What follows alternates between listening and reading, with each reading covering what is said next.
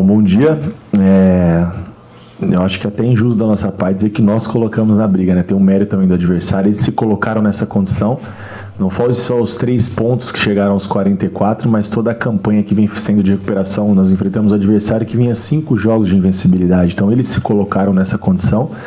Assim como o CRB, que venceu o líder da competição pelo placar de 6-0 e se colocou na briga. Não foi o Juventude que colocou ninguém. A gente está preocupado em fazer o nosso, fazer bem feito. Claro que aí tem o nosso jogo que, de forma direta, entraram na briga pela vitória sobre o Juventude. Aí eu concordo. Então nós trouxemos mais um para a briga. Mas o mérito também do adversário de vir fazendo uma campanha de recuperação. Então a gente seguir ajustando, melhorando, né? A gente não gosta muito de falar do que já passou, mas seguir potencializando e tentando equilibrar mais a equipe nos 90 minutos, né? Porque se a gente lembrar bem, até os 38, 39, como sofremos o primeiro gol, só uma equipe jogou, e 5 minutos antes de sofrer o gol, nós tivemos a bola do jogo. Assim como tivemos a bola do jogo em vários momentos contra a Chapecoense em casa, então a gente caprichar um pouquinho mais no detalhe final, não fugir daquilo que está sendo proposto, né? De competitividade, de trabalho, e tentar manter um equilíbrio melhor. Um equilíbrio melhor não significa ser melhor durante os 90 minutos, mas tentar ser uma equipe mais equilibrada em outros aspectos, né, na parte defensiva, principalmente nesses jogos que a gente enfrenta esses adversários em casa, que vem ali muito ajustados defensivamente, esperando o erro, né, um adversário hoje que vem no melhor momento que o Juventude, né, vem de bons resultados e um resultado muito, talvez o mais expressivo da Série B até então. Por mais que nós estamos jogando no Jacone, a gente sabe que o momento do adversário é melhor, né, não fez essa pontuação à toa, então a gente procurou tomar alguns cuidados durante a semana e escolher a melhor alternativa para essa partida. Qual é a situação, Thiago, do Nenê, que a gente sabe que ele é um jogador fominha, ele quer sempre se colocar à disposição, mesmo quando às vezes sente dores, né? Então como é que está essa conversa com ele para ele ficar à disposição? Cara, o feedback é do atleta, né? Assim, claro que tem um departamento médico todo para dar opinião da parte clínica. A pancada foi muito forte na parte de trás da panturrilha. Não foi em cima da onde ele teve a lesão que tirou ele do jogo da Chapecoense, foi mais na lateral, mais próximo do tornozelo, embaixo. Ele tomou a entrada foi um pouco mais ali atrás do joelho, ali bem atrás. Então ele se recuperou bem, ter feito os cuidados aí, hiperbárica e tal, um cara que se cuida muito, né? Muito dedicado aí na recuperação. Ontem conseguiu fazer bem as movimentações, hoje chegou um pouco sem dor, claro que um pouquinho mais dolorido, pesado. Então a gente vai avaliar, se ele tiver condições, ele vai fazer o trabalho hoje também normal, é importante, né? Véspera de jogo, precisa de um trabalho hoje de bola parada, e é uma arma que nós temos, essa bola parada dele. E se ele reunir condições, claro que vai estar em campo e vai nos ajudar. Se o Nenê não tiver condição, e o Eric, né, como é que tu cria alternativas, Thiago? E tem sido um problema para ti encontrar substitutos para essas peças? Não que tecnicamente, né, se possa substituir um Nenê, por exemplo, mas eu digo em termos de característica mesmo. Tu sente essa dificuldade no elenco de encontrar jogadores com características parecidas, principalmente quando tu perde jogadores assim? Não, a dificuldade é grande, é difícil, né, encontrar uma característica próxima do Nenê, não só dentro do nosso elenco, a capacidade técnica, o poder de decisão que ele tem, né?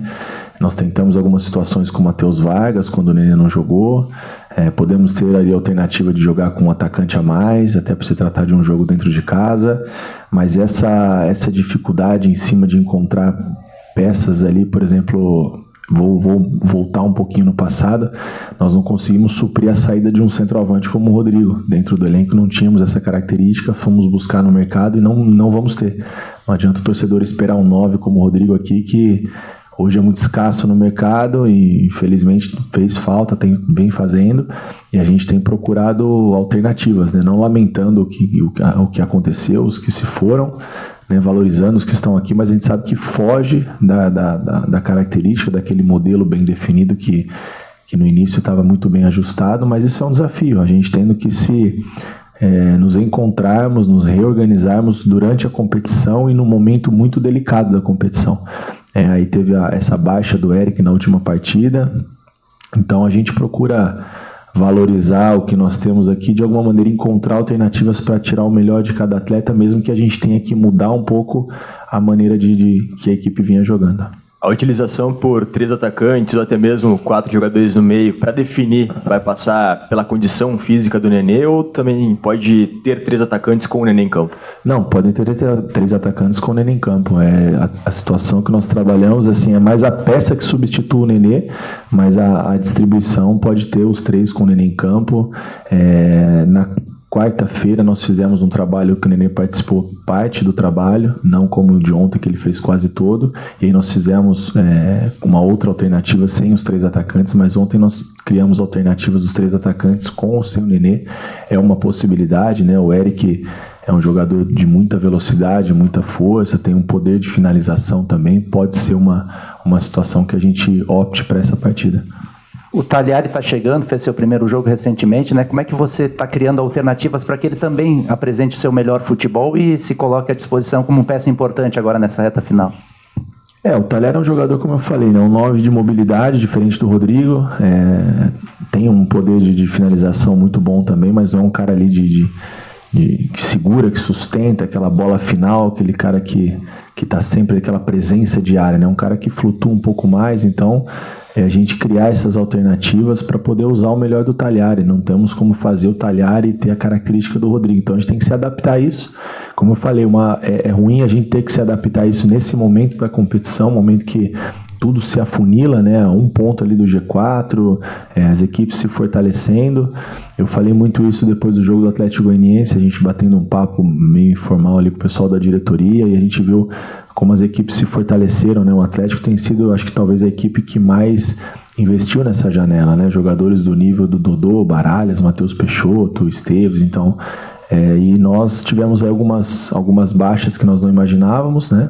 O Rodrigo, depois consequentemente o Fábio e outras situações por lesões que todos estão sujeitos a isso, mas não vamos aqui ficar também lamentando e procurando justificativa, muleta. A gente precisa trabalhar, precisamos voltar a vencer no Jacone, precisamos do apoio do torcedor, do apoio de todos nós, né, que fazemos aqui o futebol de Caxias, o futebol do Juventude, para a gente poder fazer um jogo forte, entregar nosso melhor e a consequência disso tudo a gente espera que seja um resultado positivo. Thiago, o Juventude tem enfrentado algumas dificuldades contra as equipes aqui dentro do Jacone, mas equipes de característica diferente do CRB, né? Desses 6 jogos que o CRB tem de invencibilidade, ele tem 2 vitórias fora de casa, e no jogo anterior praticamente todas as transições rápidas resultavam em gol. Como é que tu imagina neutralizar isso e ao mesmo tempo atacar o adversário? Como ser equilibrado, né, contra um adversário que está tão confiante para fazer transição como visitante? O atacar defendendo, né? Acho que é o ideal, é que a gente buscou trabalhar essa semana.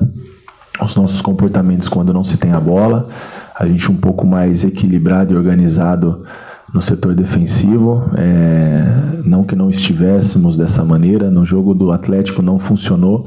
Algumas situações nós tomamos 3 gols ali, acho que com mais desatenção individual e coletiva do que propriamente o mérito do adversário.